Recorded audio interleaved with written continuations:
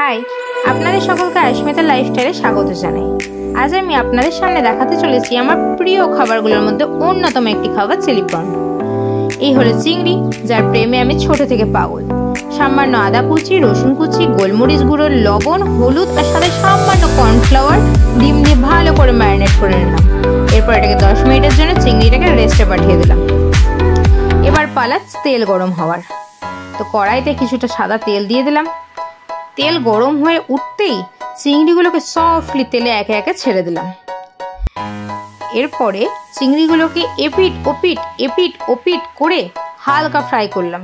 বেশি ফ্রাই করা যাবে না, বেশি ফ্রাই হলে আবার চিংড়িগুলো রেগে যাবে। এবার লাভ ট্রায়াঙ্গেল শুরু। Soya sauce, tomato sauce, chilli sauce, তিনজন মিলে হয়ে গেল ফুল ড্রামা। তেলের মধ্যে আদা রসুন কুচি পড়ে গেল কাঁচা লঙ্কা। একটা অসাধারণ সুন্দর ফ্লেভার তৈরি হলো। এরপরে দিয়ে দিলাম কিছুটা পরিমাণে পেঁয়াজ। এরপরে কিছুটা নাড়াচাড়া করার পরে কিছুটা সামান্য পরিমাণে লবণ দিয়ে দিলাম। এরপর ঢাকা দিলাম, ঢাকনা খুলে আবার ক্যাপসিকাম দিলাম। ক্যাপসিকাম দিয়ে আবার কিছুক্ষণ নাড়াচাড়া করলাম। সসের মিশ্রণটা পেঁয়াজ আর ক্যাপসিকামের মধ্যে পুরোটা দিয়ে দিলাম। হালকা হাতে সসের মিশ্রণটা পেঁয়াজ, ক্যাপসিকাম আর তেলের সাথে মেশাতে লাগলাম। কিছুক্ষণ নাড়াচাড়া করার পরে বাটির গায়ে যে সসটা লেগেছিল সেই বাটিতে কিছুটা পরিমাণ জল দিয়ে সস ধোয়া জলটা ক্যাপসিকাম আর পেঁয়াজের মধ্যে দিয়ে দিলাম।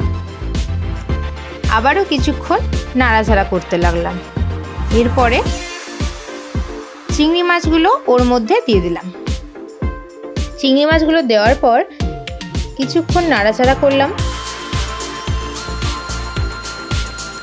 স্বাদ মতো চিনি আর স্বাদ মতো লবণ ওর মধ্যে দিয়ে দিলাম।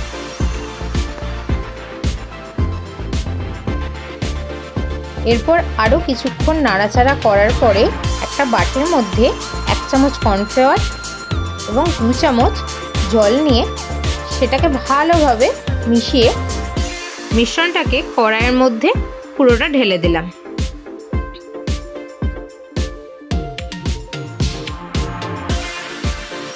এরপর আর মিনিট 2 মতো নাড়াচাড়া করলাম কিছুক্ষণের জন্য।